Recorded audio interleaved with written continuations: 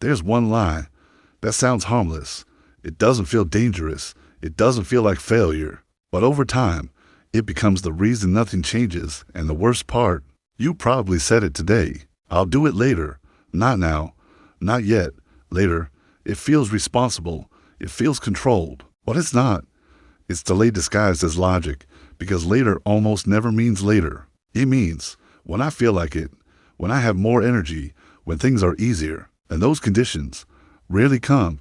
Every time you delay action, you're not just postponing a task. You're training your brain. You're reinforcing a pattern that says discomfort equals avoid. And once that pattern builds, it spreads into everything. You plan to train.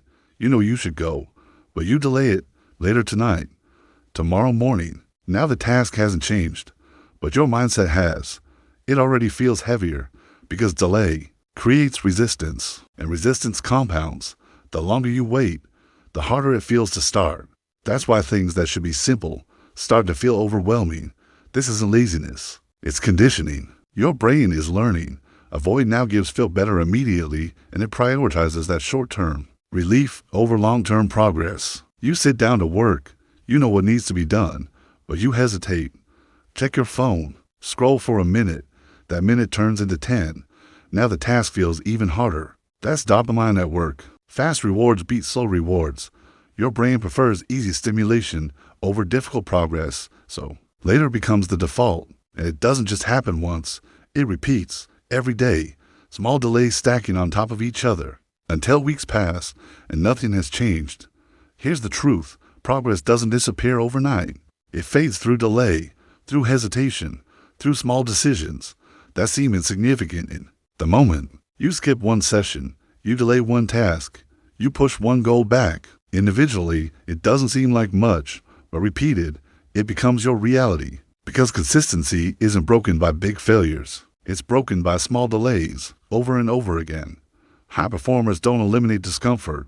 They act before it grows, before the excuses build, before the resistance takes over. They shorten the gap between thought and action. They don't wait to feel ready. They start while it's uncomfortable, because they know starting is the hardest part, not finishing. Action creates momentum. Momentum creates clarity. Clarity builds confidence. But delay does the opposite. Delay creates doubt. Doubt creates hesitation. And hesitation kills progress. So instead of asking, do I feel like doing this? You ask, is this something I said I would do? That removes emotion and replaces it with standards.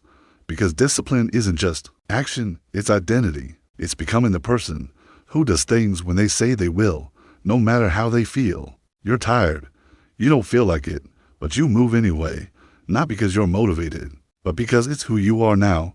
The biggest difference between people who succeed and people who stay stuck is not talent. It's not opportunity. It's how they respond in small moments. So next time you hear yourself say, I'll do it later, stop, recognize it, and act immediately. Because success isn't built in perfect conditions. It's built in moments like that. Moments where you choose action over delay.